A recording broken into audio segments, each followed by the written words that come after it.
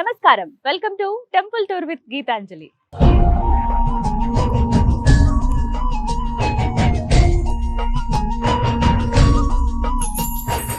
త్రేతాయుగం నుంచి ఈ భద్రాచలానికి ఎంతో ప్రాముఖ్యత ఉందండి. ఎక్కడా మనం ప్రపంచంలో చూడని విధంగా ఆ శ్రీరాముల వారు కుడి చేతితో శంఖాన్ని, ఎడమ చేతితో చక్రాన్ని ఇక్కడ ధరిస్తారు. మరోవైపు ఆ సీతమ్మ తల్లిని ఒడిలో కూర్చోబెట్టుకుని పక్కనే లక్ష్మణుల వారు నుంచున్నట్టుగా విగ్రహాలు ఇక్కడ మనకి కనిపిస్తాయి. అంతేకాదు, రామ భక్తుల్లోనే అతి శ్రేష్ఠులైనటువంటి ముగ్గురు భక్తులను ఈ ప్రాంతంలోనే స్వామివారు అనుగ్రహించారని చెబుతారు. వారెవరో కాదు, మేరు మేనకల సుపుత్రుడైనటువంటి భద్రుడు, అలాగే గిరిజన మహిళ అయినటువంటి పోకల దమ్మక్క, ఇక మరొకరు కంచర్ల గోపన్న, అదేనండి శ్రీరామదాసులు వారు. వీరి ముగ్గురిని అనుగ్రహించింది ఈ ప్రాంతంలోనే. వారు నిర్మించినటువంటి ఆలయమే ఇది. ఆయన కొలువైనటువంటి ఆ భద్రగిరే ఇది. ఇలా ఎన్నో విశేషాలతో అడుగడుగున ఆధ్యాత్మికత ఉట్టిపడుతూ చరిత్రకు సాక్ష్యంగా నిలిచినటువంటి ఆ రామయ్య ఆలయాన్ని మనము వీక్షిద్దామా? రండి, అలాగే ఆ స్వామి వారిని కూడా దర్శనం చేసుకుందాం.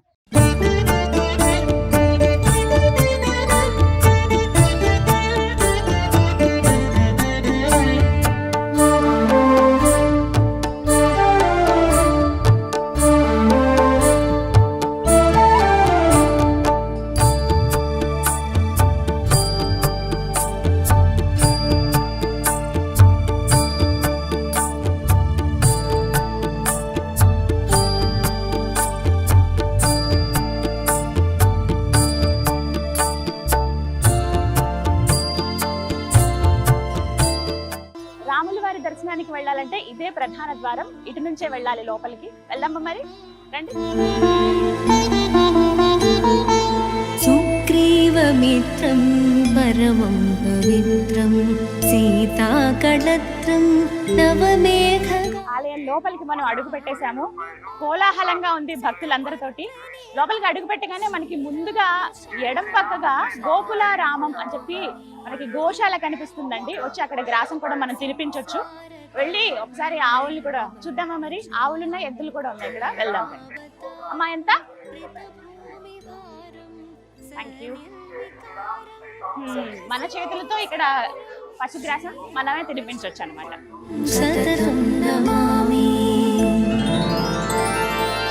లక్ష్మీ నివాసం జగతాం నివాసం భూదేవి వాసం శరదిందుహాసం లంకా నివాసం భువనే ప్రచారం శ్రీరామచంద్రం సతతం నమామి. మందారమాలం. గోవుకి పృష్ఠభాగంలో మహాలక్ష్మీదేవి కొలువై ఉంటుందని చెప్తారు కదా, అందుకే అందరూ ఇక్కడ నమస్కారం చేసుకుంటారండి. ముందుగా గ్రాసం పెట్టి ఇలా దండం పెట్టుకోవచ్చు. గోవులోనే సకల దేవతలు కొలువై ఉంటారని చెప్తారుగా. ఒక గోవుకి నమస్కారం చేసుకుంటే ముక్కోటి దేవతలకు నమస్కారం చేసుకున్నట్టే. గోశాల మనం దర్శించుకున్న తర్వాత పక్కనే దాసాంజనేయ స్వామి వారు కొలువై ఉన్నారండి. రాముల వారు ఎక్కడుంటే హనుమంతుడు అక్కడ ఖచ్చితంగా ఉంటారు కదా. రాముల వారి దర్శనానికి వెళ్లే ముందే ఇక్కడ దాసాంజనేయ స్వామి వారిని మనం దర్శించుకోవచ్చు. రండి వెళ్దాం. ఆ రామయ్యకి ఎప్పుడూ బంటే కదా హనుమంతుడు. ఈ బంటుని నయాన్ని నిరంతరం రామనామస్మరణ. మనమైనా ఒక్క నిమిషం అటు ఇటుగా ఏమరపాట్లో ఉంటామేమో కానీ ఆ ఆంజనేయ స్వామి మాత్రం అనుక్షణం ఆయన నరనరాన, ఆయన రక్తంలో ప్రతి దాంట్లోనూ అణువణువున ఆ రామయ్య నిండిపోయాడు. ఒక్క క్షణం కూడా శ్రీరామ అనకుండా ఉండలేరంట. ప్రతినిత్యం అలా ధ్యానం చేస్తూనే ఉంటారు. ఆయన చిరంజీవి కదా, ఇప్పటికీ ఎక్కడో ఉన్నారు ఆయన అని అందరం నమ్ముతాం కదా. అదేవిధంగా ఇక్కడ నిరంతరం రామనామస్మరణ చేస్తూ హనుమంతుల వారి చేతులు జోడించి ఇలా చక్కగా ఇలా కూర్చున్నట్టుగా మనకు కనిపిస్తారు అన్నమాట. రామ మృదునామమున పులకించు హనుమా రామపద సేవకి అంకితమౌవ హనుమా. మనం భద్రగిరి పైన ఉన్నాము. స్వామివారిని దర్శించుకోవాలంటే ఇంకా 51 మెట్లు ఎక్కి వెళ్లాల్సి ఉంటుంది. అయితే వయోవృద్ధులు కానీ వికలాంగులు కానీ ఎవరైనా ఉంటే వాళ్ళ సౌకర్యార్థం ఇక్కడ లిఫ్ట్ కూడా ఏర్పాటు చేశారండి. ఒకసారి ఈ లిఫ్ట్ బయట చూడండి ఎంత అందంగా ఉందో. ఒకవైపు ఏమో ఆంజనేయ స్వామి వారు, మరోవైపునేమో గరుత్మంతులు, ఇక ఇక్కడ శ్రీరామదాసు స్వామివారి అపర భక్తుడు శ్రీరామదాసుని అలాగా పెయింటింగ్స్ లాగా వేసి అందంగా చాలా అలంకరించారు, నీట్ గా తీర్చిదిద్దారని చెప్పుకోవాలి లిఫ్ట్ ని. అయితే లిఫ్ట్ సౌకర్యం కూడా ఉంది, అలా ఎవరైతే పెద్దవాళ్ళు ఉంటారో వాళ్ళు వెళ్ళటానికి.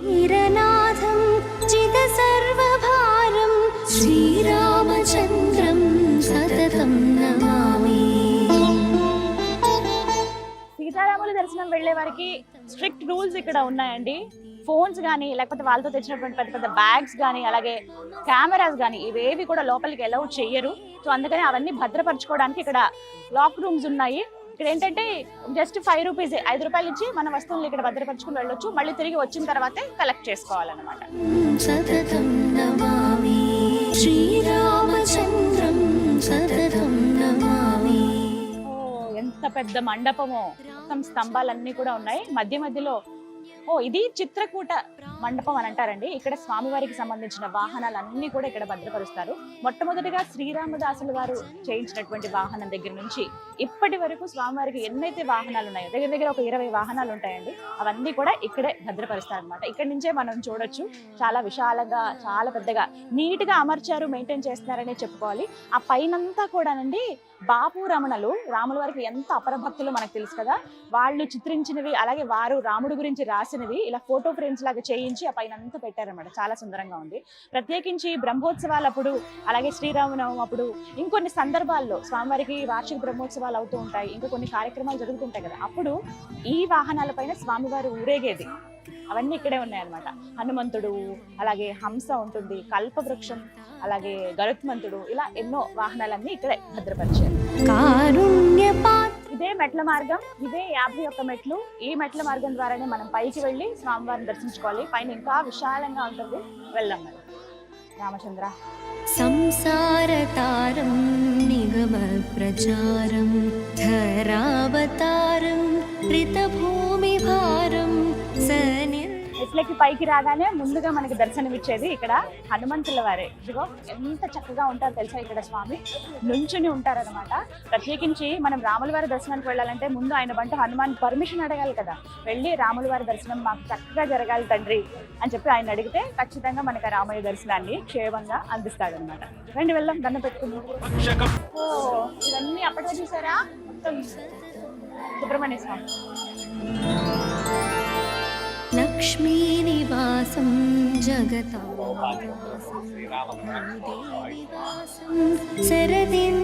ఇక ఆలయ ప్రాంగణంలో కంటే ప్రధాన ద్వారం ఇది. ఇక్కడికి అడుగు పెట్టేశాము. ఇదే భక్తులందరూ వెళ్ళడానికి ఇది క్యూ లైన్ అండి. తిరిగి వెళ్ళిపోయేది ఎగ్జిట్ లైన్ ఇది అనమాట. ఇలా ఈ మార్గం ద్వారా లోపలికి రావచ్చు. ఎందుకంటే మనకి ఇక్కడ రామనామంతోనే స్వాగతం పలుకుతారు లోపలికి. విశాలం రిత సప్తతాళం కార్యాదికాలం. ఇదే స్వామివారి ధ్వజస్తంభం. ముందుగా మనం ధ్వజస్తంభం దగ్గర దండం పెట్టుకుంటాం కదా, అలాగే ఇక్కడ దండం పెట్టుకోవచ్చు. అయితే లోపల దాకా వెళ్ళడానికి లేదు, ఈ చుట్టూ ఇక్కడ నుంచి దండం పెట్టుకుని వెళ్ళొచ్చు అనమాట.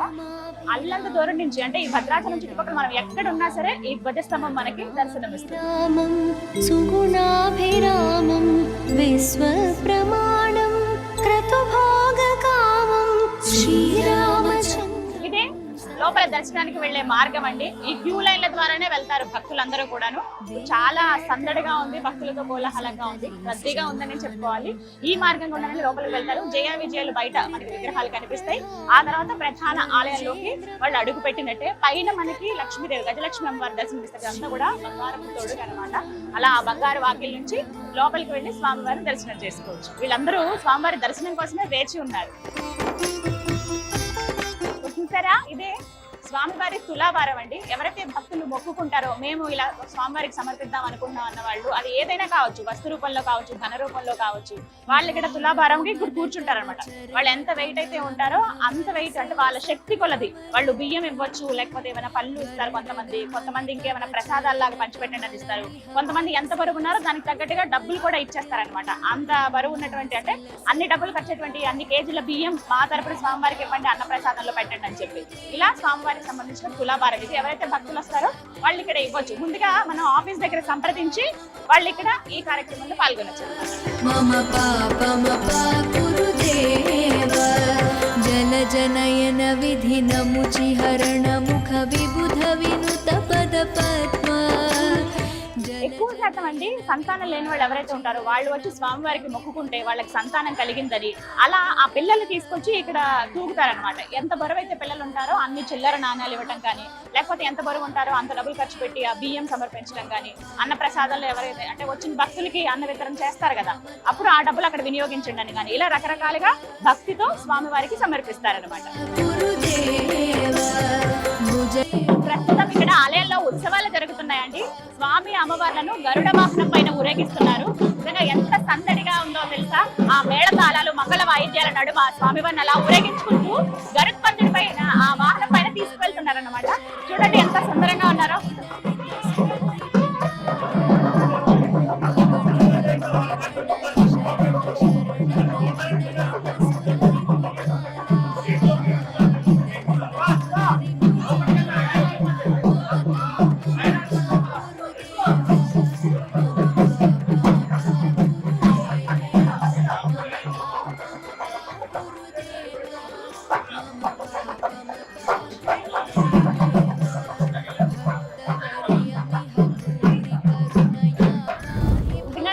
భద్రగిరి పైన మనం నుంచుంటే అడుగడుగున ఆ స్వామి మనకు కనిపిస్తూ ఉంటారు. ప్రత్యేకించి అద్భుతాలే, ఒక వైకుంఠంలో మనం ఉన్నామా అన్న భావన కలుగుతూ ఉంటుంది. ఇలా ఒక దగ్గరికి వచ్చి చూస్తే నాకు అనిపించింది స్వామివారి వెండి రథం ఇది. ఒకసారి చూడండి ఎంత బాగుందో. 2 అశ్వాలతోటి మధ్యలో లక్ష్మీదేవి కూర్చున్నట్టుగా ఉంటుంది. అక్కడ స్వామివారిని పెడతారనమాట ఆ మధ్యలో ఆ మండపం దగ్గర. ఇదంతా కూడా పూర్తిగా వెండి రథం. సమర్పించిన వాళ్ళ పేర్లు కూడా ఇక్కడ ఉంది. భక్తులు చేయించారు ఇక్కడ. అక్షరాల ఈ రథం ఖర్చు 36 లక్షల రూపాయలండి. మొత్తం పూర్తిగా వెండితో చేసిందే ఇదంతా కూడా. చాలా బాగుంది. అయితే ఈ వెండి రథాన్ని లాగేటువంటి అదృష్టం భక్తులకు కూడా ఉంది. ప్రత్యేకంగా రుసుము ఉంటుంది. 1116 అనేది మనం కడితే ప్రతిరోజు ఆ కార్యక్రమం ఉంటుంది. ఎవరికైతే స్వామివారి సేవలో పాల్గొనాలనుకుంటారో వాళ్ళు అలా డబ్బులు కట్టి మనం ఇలా స్వామివారి రథాన్ని మన చేతులతో లాగొచ్చు అనమాట. ఎంత అదృష్టమో కదా అది. మీరు కనుక భద్రాచలం వచ్చినప్పుడు ఖచ్చితంగా మిస్ అవ్వద్దు. ఇలాంటి ఏమైనా ఛాన్స్ ఉంటే డెఫినెట్ గా స్వామి సేవలో పాల్గొనాలి.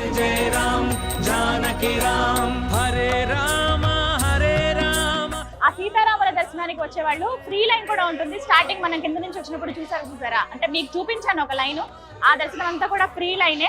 మనకి కింద నుంచి క్యూ లైన్ ఉంటుంది. లేదా మేము ప్రత్యేకంగా స్వామివారికి అర్చన చేయించుకోవాలనుకుంటున్నాం అన్న వాళ్ళు 300 రూపీస్, అలాగే 500 రూపీస్ టికెట్స్ ఉంటాయి. లేదా మేము అభిషేకంలో పాల్గొంటాం అనుకునే వాళ్ళు 1500 రూపాయలతోటి అభిషేకంలో కూడా మనం పాల్గొనొచ్చు. వాళ్ళు వెళ్ళడానికి మార్గం ఇటువైపు అన్నమాట. ఇది ఇలా ఈ దారి గుండా వెళ్ళొచ్చు. ముందుగా మనం టికెట్ తీసుకుని వెళ్దాం. హరే రామ హరే రామ రామ రామ హరే హరే, హరే రామ హరే రామ రామ రామ హరే హరే, హరే రామ హరే రామ రామ రామ. ఇక్కడ ప్రత్యేకంగా కొన్ని ఆచారాలు కూడా ఉంటాయండి. ఎవరైతే నూతన దంపతులు ఉన్నారో వాళ్ళు ఖచ్చితంగా వివాహం జరిగిన వెంటనే స్వామివారి దర్శనానికి వస్తారు. ఇక్కడ స్వామివారి కళ్యాణంలో కూడా పాల్గొంటారనమాట. అలా కొత్తగా పెళ్ళైన జంట కూడా వచ్చారు చూడండి.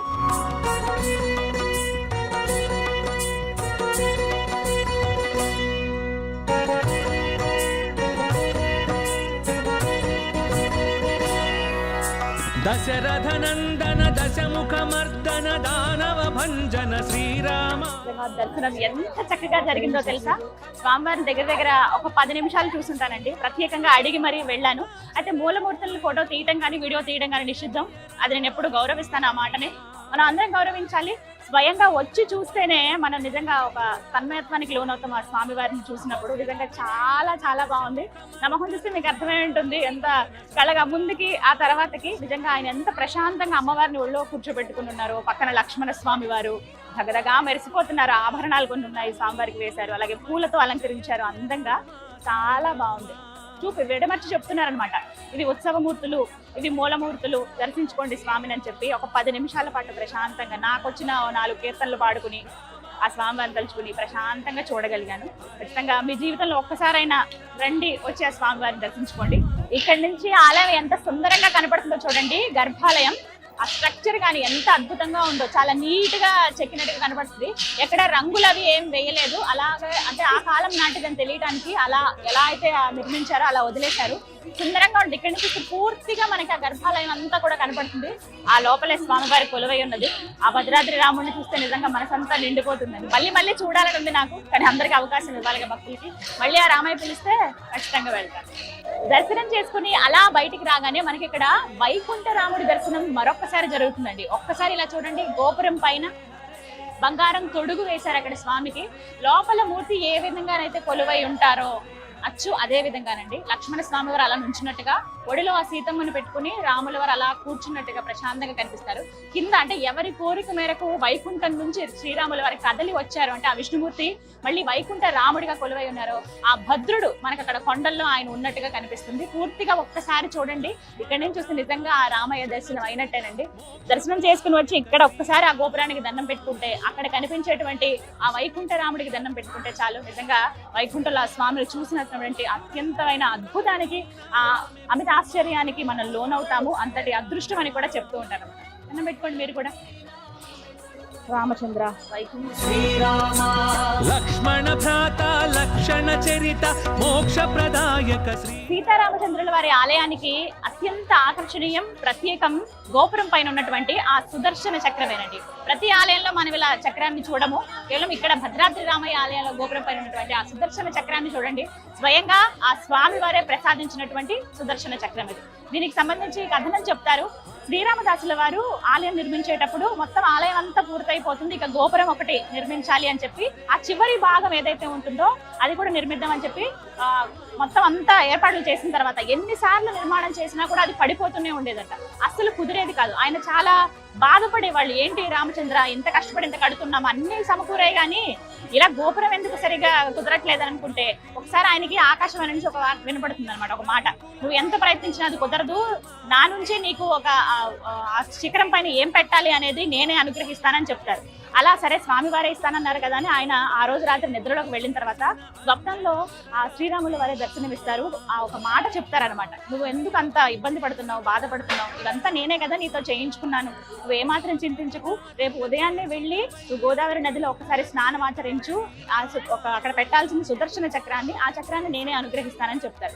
ఇక తెల్లవారుతుంది, తెల్లవారు ఎప్పుడెప్పుడు తెల్లవారుతుందా అని ఎదురు చూస్తూ ఉంటారు ఆ శ్రీరామదాసులు వారు.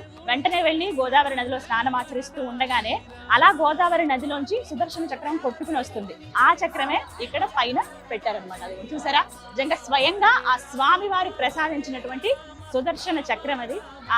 ఎంతో ఆనందంతో స్వయంగా స్వామివారే ఇచ్చారని చెప్పి తీసుకొచ్చి ఆ గోపురం పైన ఎలా పెడతారు. అప్పటి నుంచి ఎలాంటి ఇబ్బంది ఉండదు. ఆ తర్వాత స్వామివారిని లోపల ప్రతిష్ఠించేదాకా విగ్రహ నిర్మాణం కావచ్చు, ఆలయ నిర్మాణం కావచ్చు, ఇవన్నీ కూడా జరుగుతాయి. చాలా సుందరంగా కనపడుతుంది. అప్పటి నుంచి ఆ సుదర్శన చక్రాన్ని అందరూ దర్శించుకుని తరిస్తారనమాట.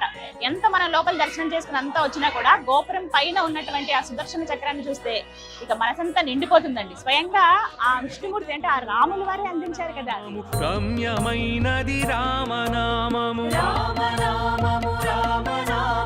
వీళ్ళంతా కూడా దర్శనం కంప్లీట్ చేసుకుని బయటికి వచ్చిన వాళ్ళు అనమాట. ఇక్కడ స్వామివారి తీర్థ ప్రసాదం అందిస్తూ ఉన్నారు.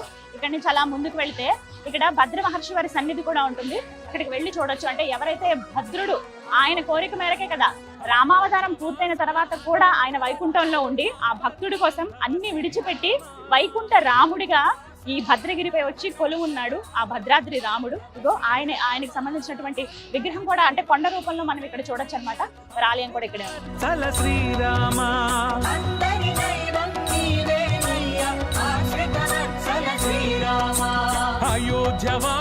ఇక్కడ నిజంగానే ఒక ప్రత్యేకం అండి. ఎవరైతే ఆ మేరు మేనకల సుపుత్రుడు భక్తవరదుడు ఎవరైతే ఉన్నారో ఆ భద్రుడు ఆయన ఇలా కొండ రూపంలోనే కదా ఉంటారు. నేను కొండ రూపంలో కొలువై ఉంటాను, మీరు వచ్చి ఇక్కడ నా పైన కొలువు ఉండండి స్వామి అంటే ఎక్కడైతే ఆయన శిరస్సు భాగం ఉందో అక్కడే కరెక్ట్ గా గర్భాలయం మనం చూడొచ్చండి.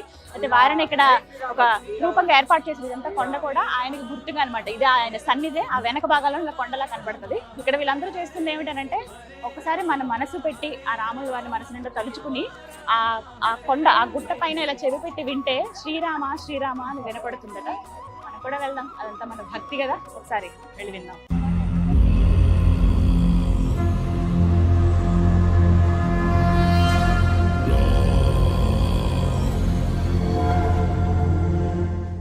ఎంతటి అదృష్టవంతులో కదా ఆ భద్రుడు.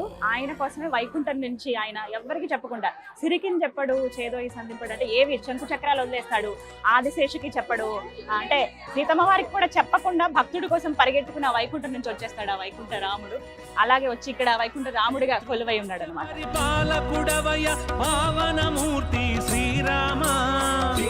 శ్రీరామ రామ రామేతి రమే రామే మనోరమ సహస్రనామ తత్తుల్యం రామ నామ వరామ.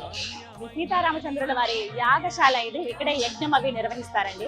ఒక మాట చెప్తారు, ప్రత్యేకంగా కాశీ క్షేత్రంలో మనం 1000 మందికి అన్నదానం చేసిన, ఇక్కడ ఒక్క భక్తుడికి అన్నదానం చేసిన ఒకటే అని చెప్తారు. నిజంగా అదృష్టం ఇలాంటి ప్లేసెస్ కి మనం రావాలన్నా దర్శించుకోవాలన్నా ఇక్కడ యజ్ఞ యాగాదులన్నీ కూడా ఇక్కడే నిర్వహిస్తారనమాట. ఇక్కడ కొంతమంది ఋత్వికులు కూర్చోవడానికి సరిగ్గా స్థలం ఉంది, బయట నుంచి ఇలా వీక్షించవచ్చు. ఇదే యాగశాల.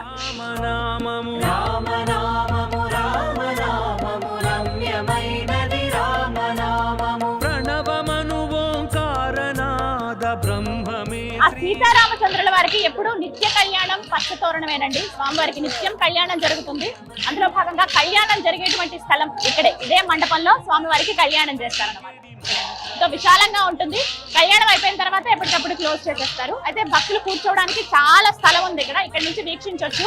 నూతన దంపతులు కావచ్చు, అలాగే వాళ్ళ వివాహ రోజులు ఉన్నప్పుడు, అంటే పెళ్లి రోజులు ఉన్నప్పుడు అలా చాలా మంది వచ్చి కళ్యాణం ఇక్కడ జరిపించుకుంటారన్నమాట. ప్రతినిత్యం ఉంటుంది. మన ఆసక్తి, మన భక్తి వచ్చి స్వామివారి కళ్యాణంలో పాల్గొనవచ్చు.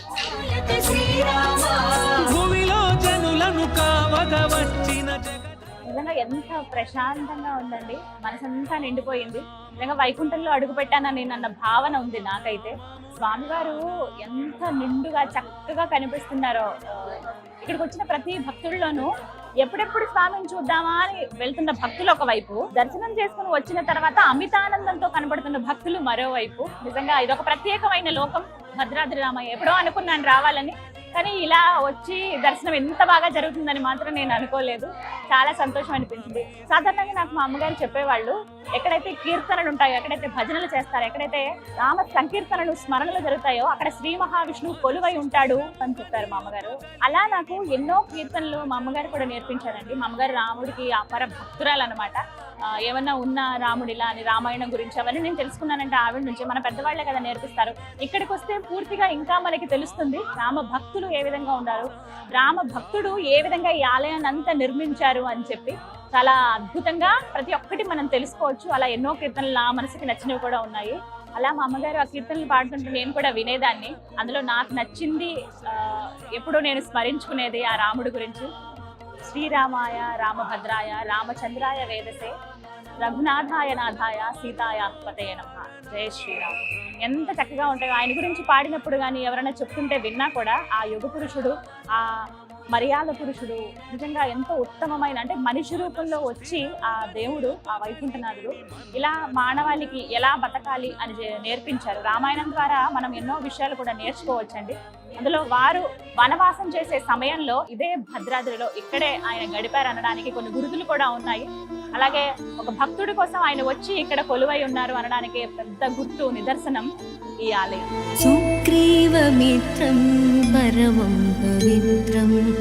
భద్రాద్రి రామయ్య గర్భాలయం ఎంత సుందరంగా ఉంటుందో తెలుసా అండి. అణువణువున ఆధ్యాత్మికత ఉట్టిపడుతూ ఉంటుంది. సింపుల్ గా మనకి కనిపిస్తుంది కానీ చాలా సుందరంగా ఉంటుంది. ఎక్కడ రంగులు అవి వేసి ఉండదు. ఆ సిమెంట్ కలర్ లో, నా గ్రే కలర్ లోనే ఉంటుంది ఆలయం. కానీ చాలా బాగుంటుంది. ఆ సుదర్శన చక్రం చూడొచ్చు, భద్రాద్రి రాముడి రూపం అక్కడ చూడొచ్చు. అలాగే ఆలయం అంతా కూడా, అంటే ఈ మొత్తం ఈ గర్భాలయం అంతా కూడా ఒక రథం లాగా ఉంటుంది. గుర్రాలు ఇలా లాగుతున్నట్టుగా అనిపిస్తుంది అనమాట. మొత్తం ఒక రథం మాదిరిగా ఉంటుంది. ఇక్కడ పెద్ద చక్రం చూసారా, ఇలా అటువైపు కూడా చక్రాలు ఉంటాయి. మొత్తం 4 వైపులో 4 చక్రాలు ఉంటాయి. ఇలా గుర్రం మీద ఒక మనిషి ఇలా ముందుకు తీసుకువెళ్తున్నట్టుగా ఉంటుంది. ఆ రామయ్య నిజంగా ఎంత అందంగా ఈ ఆలయాన్ని తీర్చిదిద్దుకున్నాడు. ఆయన భక్తుడితో కదా, ముందుగా దమ్మక్క ఆయన విగ్రహం ఇక్కడ ఉంది అని చెప్పి ఆమెకి కలలో స్వామి కనిపించి చెప్పడం, ఒక మాట కూడా ఇస్తారు, నీకు ఇంకొక భక్తుడు తోడవుతాడు, ఆయనతో పాటు నువ్వు నాకు ఆలయం నిర్మిస్తావని చెప్పి చెప్పడం. అలా నిర్మాణమైనటువంటి ఆలయమే ఈ భద్రాద్రి ఆలయం. మందారమాలం వసనేరసాలం. శ్రీరామ ఈ పేరే ఒక తారక మంత్రం అండి. మనసులో అనుకున్న, బయటికి మనం అన్నా, లేకపోతే భజనల్లో, కీర్తనల్లో మనం స్మరించిన, ఎవరికైనా రామ అనమని చెప్పినా అది ఎంతో పుణ్యం అండి. అలాంటిది కొంతమంది రామకోటి అని రాస్తూ ఉంటారు. ఆ పుస్తకాలు కూడా మనకి ఇక్కడ ఆలయం దగ్గరలోనే ఉంటాయి. అయితే అవన్నీ రాసిన తర్వాత వాటిని ఏం చేయాలంటే భద్రాద్రి ఆలయంలో వాటిని సమర్పించేయాలని చెప్తారు కదా. అలా ఎక్కడ సమర్పించాలంటే ఇది కూడా ఇక్కడ చూస్తున్నారు కదా, ఇక్కడే ఆ మండపం. ఇదే ఆ మండపం. మొత్తం రామకోటి పుస్తకాలే కనిపిస్తాయి మనకి ఇక్కడ. మనం ఒక దీక్షగా తీసుకుని కొంతమంది, లేకపోతే ప్రతి నిత్యం ఇన్ని రామనామాలు అని చెప్పి కొంతమంది రాస్తూ ఉంటారు. అలా ఆ పుస్తకం తీసుకువెళ్ళి ఆ రామనామాలు రాసి తర్వాత మళ్ళీ ఇక్కడ భద్రాచలంలోనే ఇక్కడ స్వామివారి సన్నిధిలోనే ఇక్కడ ఈ మండపం దగ్గర అవి ఇచ్చేస్తారనమాట. అక్కడ సమర్పించేస్తారంటే ఆ రాముని తలుచుకుంటూ మనం రాసినటువంటి ఆ రామకోటని మళ్ళీ ఆ రామయ్య చెంతకే ఇచ్చేసినట్టు అనమాట. ప్రణవమను ఓంకారనాద బ్రహ్మ. స్వామివారికి ఎదురుగుండా అంటే ఆలయానికి గర్భాలయానికి ఎదురుగుండానే మనకి ఎడం పక్కగా స్వామివారి అపర భక్తుడు శ్రీరామదాసు వారి విగ్రహం కూడా చూడొచ్చండి. ఇదిగోండి ఇక్కడే స్వామి.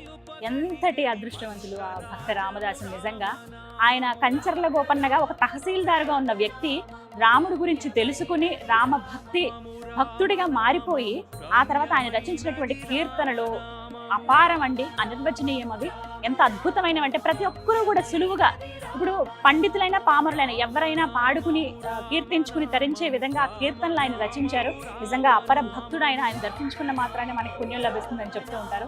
అటువంటిది ఆ రామదాసు నిర్మించినటువంటి ఆలయమే ఇదంతా ఈ భద్రాచలం. తృప్తులకు ఆనందముసగును రామనామము. ఇక్కడ స్వామి అమ్మవార్ల శేష వస్త్రాలని ఇక్కడ అమ్ముతూ ఉంటారండి. కావాలంటే మనం తీసుకోవచ్చు.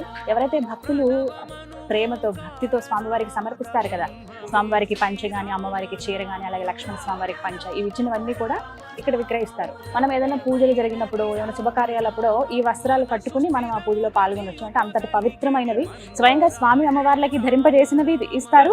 లేదంటే ఉట్టిగా అమ్మవారి దగ్గర పెట్టిన చీరలు కావచ్చు, అలాంటివి కూడా ఇక్కడ మనం తీసుకోవచ్చు. అమ్మవారి చీర అంటే ఎంత అదృష్టమో కదా అది కట్టుకోవాలంటే.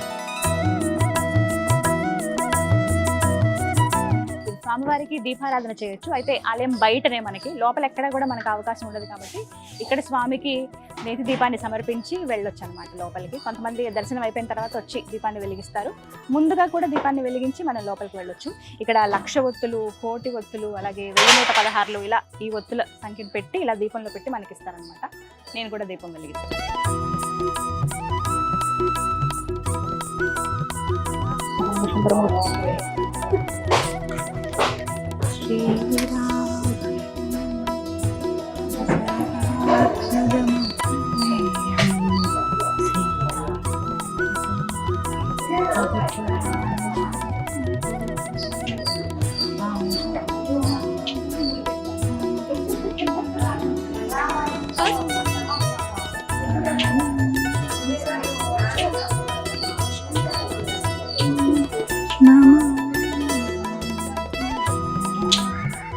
అపర శబరి కోకల దమ్మక్కను ఇక్కడ మనం దర్శించుకోవచ్చండి. ఆ భద్రాద్రి రాముణ్ణి ముందుగా వెతికి, అంటే ఆ స్వామి ఎక్కడున్నారో తెలుసుకుని ఒక చిన్న పాకలో ఒక మందిరం లాగా నిర్మించి కొలిచినటువంటి భవ్య ఘనత ఆవిడ సొంతం.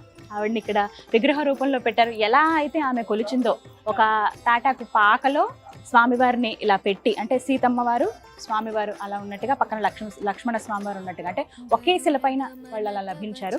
అలా వారిని తీసుకొచ్చి ఎలా అయితే దొరికారో అలా తీసుకొచ్చి ఒక చెట్టు కింద పెట్టి ఒక పాకలాగా నిర్మించి, వాళ్ళకి అప్పట్లో ఆమెకి ఏమి తెలిసేది కాదు కదా, ఒక ఆకులో అంటే స్వామివారికి నైవేద్యం కూడా పెట్టాలి కదా మరి ఆహారం అని చెప్పి తాటి పండ్లు తీసుకొచ్చి పెట్టేవారంట. దానికి గుర్తుగా ఇక్కడ చూడండి తాటి పండ్లు. ఆవిడ ఎంత వృద్ధురాలంటే ఇంకా నడవలేని స్థితి ఆవిడది. కొంచెం ఆ ఏజ్లో ఆమెకి స్వామివారు అలా కనపడడం, కళలో కనిపించడం నిజంగా అద్భుతమే. చేతికర్ర కూడా పక్కన ఉంది చూడండి. ఒక గుట్ట మీద ఆవిడ కూర్చుని స్వామిని కొలుస్తున్నట్లుగా కనిపిస్తుంది. తాటి పండ్లు నైవేద్యంగా పెట్టేవారనమాట. జల జనయన విధి నముచి హరణ ముఖ విబుధ వినుత పద పద్మ. దమ్మక్క ఇదే భద్రాచలం ప్రాంతంలో ఆవిడ నివాసం ఉండేవాళ్ళండి. ఎప్పుడెప్పుడు ఆ స్వామి మనకు దర్శనం ఇస్తారా, ఆ స్వామి కృప ఎప్పుడు నా పైన కలుగుతుందా అని ఆమె ఎప్పుడు ఎదురు చూస్తూ ఉండేది. అపర భక్తురాలు ఆ శ్రీరామచంద్రుడికి ఆవిడ. ఒకరోజు ఆవిడ కలలో అంటే స్వప్నంలో స్వామివారి దర్శనం ఇస్తారనమాట. దమ్మక్క ఇదే ప్రాంతంలో నువ్వు ఉంటున్నటువంటి ఈ ప్రాంతం దగ్గరలోనే ఆ గుట్టల్లో ఆ అడవిలో నేను ఉన్నాను, నన్ను ఒకసారి కనిపెట్టి ఎక్కడున్నానో బయటికి తీసి నాకు ఇలా ఆలయం నిర్మించు, అయితే నీకు సహాయం చేయడానికి నాకు ఇంకొక భక్తుడు కూడా వస్తాడు, ఆయన సహాయంతో ఒక మందిరాన్ని మీరు నిర్మించి భక్తులకు నా దర్శనం ఇప్పించండి అని చెప్తారట.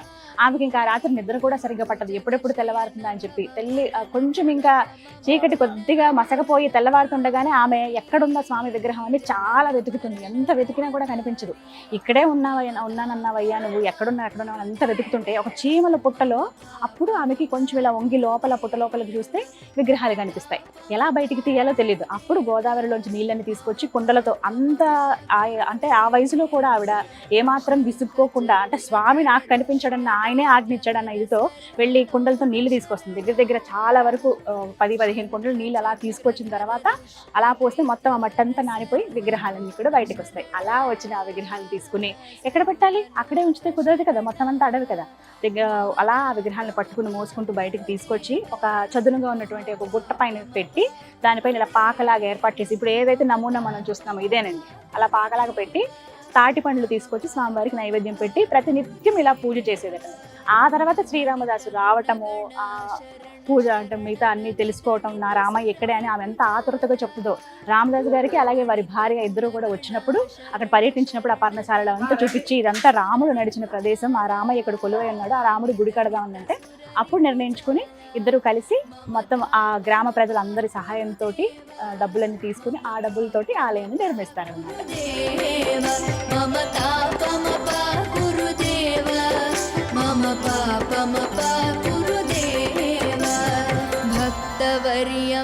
ప్రతి సంవత్సరం శ్రీరామనవమి రోజున సీతారాముల కళ్యాణం ఎంత వైభవంగా జరుగుతుందో మనందరికీ తెలిసిందే కదా. ఆ కళ్యాణం జరిగేది ఇక్కడే. ఇదే మిథిలా స్టేడియం అంటారు ఈ ప్రాంతాన్ని. లక్షల మంది చూస్తుండగా ఇక్కడ స్వామివారికి కళ్యాణం జరుగుతుంది. ఇంకా కోట్ల మంది టీవీల ద్వారా మనం అలాగే ఫోన్స్లో మనం వీక్షిస్తూ ఉంటాం అనమాట. ఇక్కడికి వచ్చి ఆ కళ్యాణంలో పాల్గొనటం, అక్కడ నుంచి చూడడం అనేది చాలా గొప్ప అదృష్టం. సంవత్సరానికి ఒక్కసారి జరిగేటువంటి ఆ కార్యక్రమంలో పాల్గొనాలని ఎంతోమంది పరితపిస్తూ ఉంటారు. చాలా కొద్ది మందికి మాత్రమే అదృష్టం దొరుకుతుంది. నేనైతే ఎప్పుడు చూడలేదు. ఎప్పుడైనా ఒక్కసారి ఆ కళ్యాణం చూసే భాగ్యం దక్కాలని ఆ రామచంద్రుల వారికి మనం విన్నవించుకుందాం. భక్తవర్యమిహ భూరి కరుణయా పాహి భారతీ తీర్థం. భక్తవర్యమిహ భూరి కరుణయా పాహి భారతీ తీర్థం. పాహి భారతీ తీర్థం. మమ తాపమపాకురు దేవ, మమ పాపమపాకురు దేవ. నిజంగా ఎంతటి అదృష్టమో. స్వామివారి ప్రసాదం తీసుకున్నాను అంటే అందరూ తీసుకున్నట్టుగా వెళ్ళి ఆ లడ్డు కౌంటర్ దగ్గర నుంచుని ప్రసాదం తీసుకోవడం కాదండి. ఇప్పుడే స్వామివారికి నివేదించినటువంటి మధ్యాహ్న సమయం అయింది. మీకు దాదాపుగా చూస్తే అర్థమై ఉంటుంది, అందరూ కూడా వెళ్ళిపోతూ ఉన్నారు.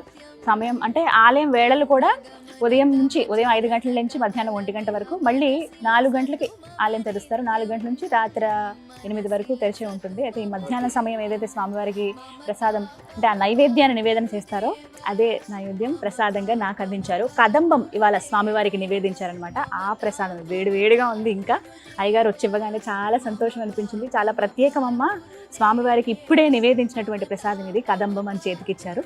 అదృష్టం నిజంగా. ఇక మనందరికీ ఎంతో ఇష్టమైన స్వామివారి ప్రసాదం అందించేది ఇక్కడేనండి. ఇవే ఆ కౌంటర్స్. మనం ఆలయం లోపల నుంచి కూడా ఇలా రావచ్చు, లేదంటే మొత్తం ఆలయానికి వెనక భాగంలో ఉంటుంది. ఈ మాఢ వీధుల్లోనే ఇలా నడుచుకుంటూ వచ్చి ఇక్కడ తీసుకోవచ్చు అనమాట. ఇక్కడ మనకి ప్రత్యేకంగా స్వామివారిది కళ్యాణం లడ్డు ఇక్కడ మనం కొనుక్కోవచ్చు. అలాగే మామూలుగా స్వామివారి ప్రసాదం లడ్డు, చక్కెర పొంగలి, పులిహోర ఇవన్నీ ఇక్కడే దొరుకుతాయి. ఇదే పోకల దమ్మక్క స్వామివారి అన్నప్రసాద భవనం. ఇక్కడే స్వామివారి అన్నప్రసాద వితరణ జరుగుతుంది. దర్శనానికి వచ్చిన భక్తులందరూ కూడా ఒక్కసారైనా ఆ స్వామివారి ప్రసాదం తీసుకుంటే చాలు, అది మహద్భాగ్యం అని ఫీల్ అవుతారు. అలాంటి వారందరూ కూడా ఇక్కడ ప్రసాదాన్ని తీసుకుంటారండి. సమయం ఉంటుంది ప్రత్యేకంగా, మధ్యాహ్న సమయంలో ఇక్కడ భోజనాలు ఉంటాయి. అప్పుడు వెళ్ళి మనం భోజనం చేయొచ్చు. నిజంగా చాలా అమృతంలాగా ఉంటుంది స్వామివారి ప్రసాదం అయితే. ఎవరైతే ఇలా వచ్చి దర్శనానికి స్వామివారి దర్శనం చేసుకుని అన్ని విశేషాలు చూసి ఇక్కడ చుట్టూ షాపింగ్ అవి చేసుకుని చివరిగా స్వామివారి ప్రసాదం తీసుకోవడంతో ఆ రాముల వారి దర్శనం కంప్లీట్ అయినట్టే. నా దర్శనం కూడా దాదాపుగా పూర్తయిపోయింది. నేను కూడా అన్నప్రసాదానికి స్వీకరించడానికి వెళ్తాను.